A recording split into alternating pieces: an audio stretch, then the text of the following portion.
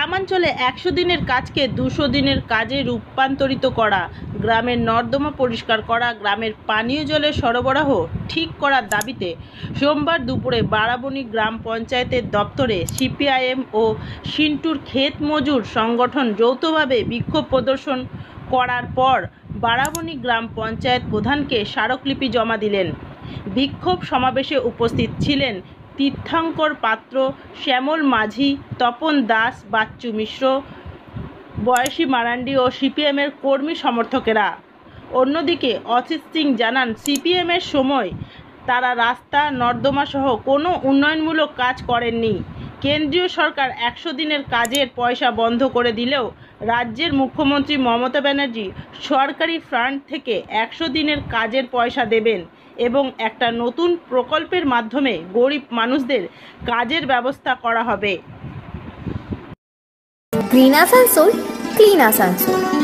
34 বছর কোনো কাজ সিপিএম করেননি। এখন পার্টিটা প্রায় বিলুপ্ত হয়ে গেছে, তাই বেঁচে থাকার জন্য 2-5 জন বেঁচে আছে। তারাই দেখবেন সব পঞ্চায়েতে একই মুখ, এবং যে উন্নয়নটা হচ্ছে সেটা ওরা সহ্য করতে পারছে না। যেটা সিপিএম বলে কিছুই করেনি। রাস্তাঘাটের অবস্থা আপনারা দেখেছেন, বেহাল ছিল, পানীয় জলের ব্যবস্থা ছিলই না, এবং 100 দিনের কাজ সেন্ট্রাল গভর্নমেন্ট বন্ধ করে দিয়েছে, বাংলা আবাস যোজনার টাকা বন্ধ করে দিয়েছে। তা সত্ত্বেও মমতা ব্যানার্জি রাজ্য সরকারের ফান্ড থেকে বাংলা আবাস যোজনার টাকা দিয়েছে, 12 লাখ মানুষকে প্রায় ঘর দিয়েছে। ফার্স্ট ফেজের টাকা, সেকেন্ড ফেজের টাকাও দেবে, আরও 16 লাখ মানুষকে টাকা দেবে। 100 দিনের কাজ সেন্ট্রাল গভর্নমেন্ট। বিভিন্ন ধরনের দাবি আছে আমাদের। তার মধ্যে পশ্চিমবঙ্গে আপনারা জানেন যে যেভাবে পঞ্চায়েতগুলো চলছে, বিশেষ করে আবাস যোজনা যা আছে, প্রকৃত যারা উপভোক্তা, যাদের পাওয়ার কথা তারা পাচ্ছেন।